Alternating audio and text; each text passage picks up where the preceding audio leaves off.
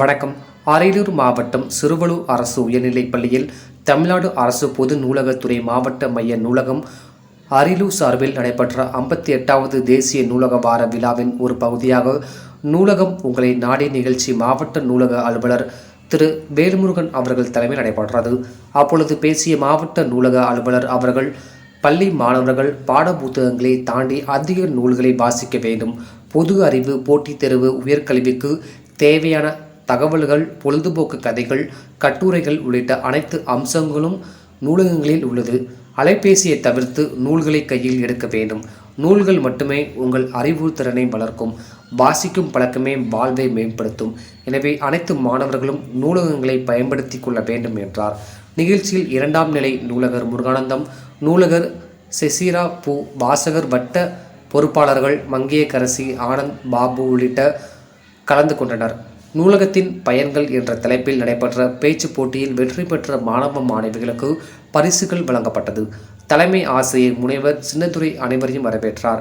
ஆசிரியர்கள் செந்தமிழ் செல்வி, தனலட்சுமி, வெங்கடேசன், அந்தோணி, டேவிட், அபிராமி, பயிற்சி ஆசிரியர்கள் கார்த்தியா, காஞ்சனா மற்றும் மாணவ மாணவிகள் கலந்து கொண்டனர். நிறைவாக நூலகர் செசிராப்பூ நன்றியுரை கூறினார். TN செய்திகளுக்காக அரியலூர் மாவட்ட செய்தியாளர் SP ரவிச்சந்திரன். செய்தித்தாளுக்கு மட்டும் 15,000 ரூபாய் நான் சொந்த செலவில் செய்தித்தாள் வாங்கி கொடுக்கிறேன்.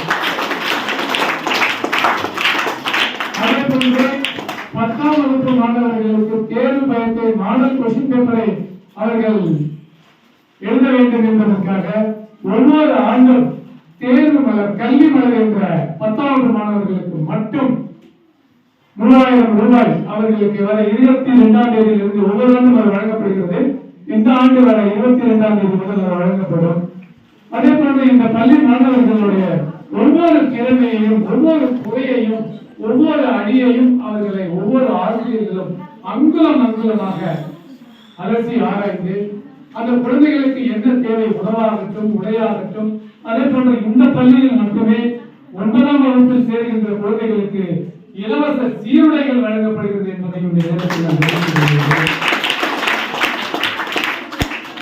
பள்ளி ஆசிரியர்கள் பாடத்தில் மட்டுமல்ல, மாணவர்கள் ஒழுக்கத்திலும் அவர்கள் உள்ளார்ந்த பிரச்சனைகளையும் அறிவு திறன்களை பல்வேறு போட்டிகளின்